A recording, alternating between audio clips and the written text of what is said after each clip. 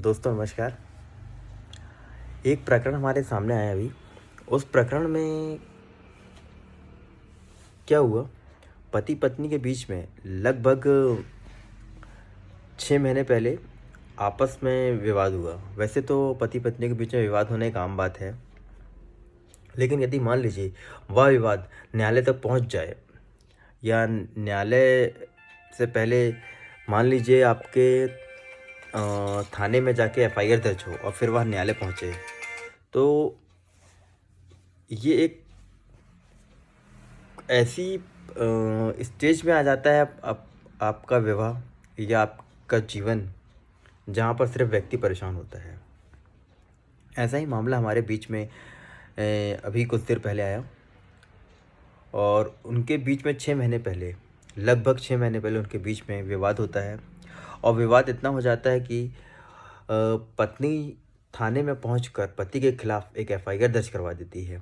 पहले तो वह शिकायत देती है, शिकायत को थाने के माध्यम से एफआईआर कर दी जाती है, और वह एफआईआर चालान के साथ पेश होकर न्यायालय पहुंच जाता है उनका प्रकरण। लेकिन इस बात की खबर पति पत्नी को बिल्कुल भी नहीं होती। जब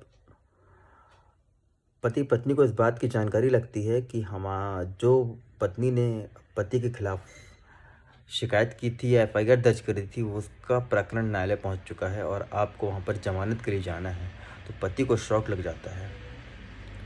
पति को यह जानकर शौक लग जाता है कि उसके खिलाफ जो एफआईआर दर्ज हुई है वह न्यायालय पहुंच गई और उसे जमानत के लिए न्यायालय जाना पड़ेगा।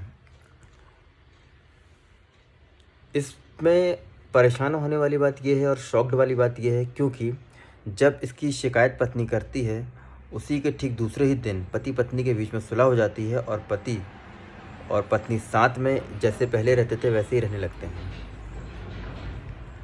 पति पत्नी साथ में रहने लगते हैं, लेकिन इस बात की जानकारी वो थाने में देना भूल जाते हैं। थाने में देने से भूल जाते हैं, और इसकी जो शिकायत पत्नी ने की थी पति के खिलाफ, वह न्यायालय पहुंच जाती है एक प्रकरण के रूप में। और इसके पत्नी ने जो पति के लिए एफआईआर दर्ज करवाई थी, उसमें 498A, 273, 323, 506 के तहत, आईपीसी के तहत कार्रवाई हो रही होती है। जब जमानत का इनके पास वारंट आता है, तो यह जमानत कटवाने के लिए न्यायालय पहुंचते हैं और न्यायालय से अपना केस सोचते हैं कि जल्द से जल्द समाप्त हो जाए, लेकिन ऐसा होता नहीं है। जब इनके पास जमानत का वारंट पहुंचता है तो जमानत कटवाते हैं। उसके बाद वकील के माध्यम से अपनी पहली हियरिंग में चाहते हैं कि अपना इसका केस ख़त्म हो जाए, लेकिन ऐसा होता नहीं है। उसके बाद जब ये जमानत कटवा लेते हैं अपनी, तो फिर ये वेट करते हैं कि हो सकता है अब हमारा प्रकरण ख़त्म हो गया है, लेकिन ऐसा होता नहीं है, क्योंकि वो उनकी दूसरी हियरिंग, तीसरी हियरिंग, चौथी हियरिंग में वो अनुपस्थित होकर इनके खिलाफ, पति के खिलाफ फिर से गिरफ्तारी वारंट इशू हो जाता है। और गिरफ्तारी वारंट मैंने पुनः समन के माध्यम से नोटिस पहुंचाया जाता है कि आपका गिरफ्तारी वारंट आया है, कृपया थाने में उपस्थित हों। जब थाने में उपस्थित होते हैं तो फिर से दोबारा किसी दूसरे वकील से संपर्क करते हैं और फिर ये जमानत कटवाते हैं, अपनी गिरफ्तारी वारंट रद्द करवाते हैं। पुनः इनको जमानतदार लगता है, फिर इनको फ़ाइन लगता है, और अब ये चाहते हैं कि इनका केस जो है किसी तरह से समाप्त हो जाए।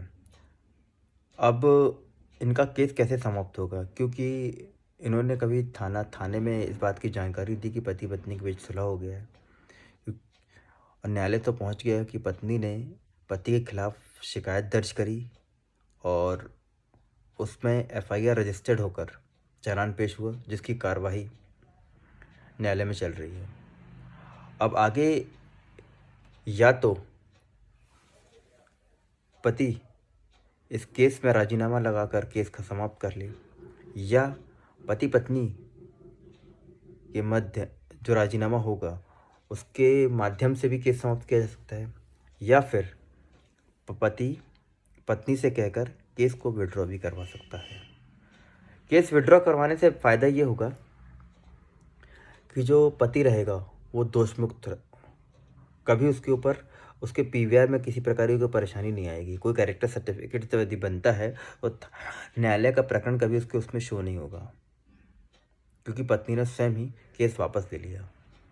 यदि इस तरह से आपके साथ कोई ऐसा विवाद हो रहा है तो उसको, यदि मान लीजिए आपने कोई भी आपके साथ ऐसी घटना हुई है जिसकी शिकायत थाने में आपके खिलाफ हुई हो, उस पर विशेष ध्यान दें, अन्यथा आपके ऊपर कार्रवाई जो न्यायालय की चलती है वह चलती रहेगी और अचानक से आपके खिलाफ गिरफ्तारी वारंट आ जाएगा और आपको इसकी जानकारी भी नहीं लग पाएगी।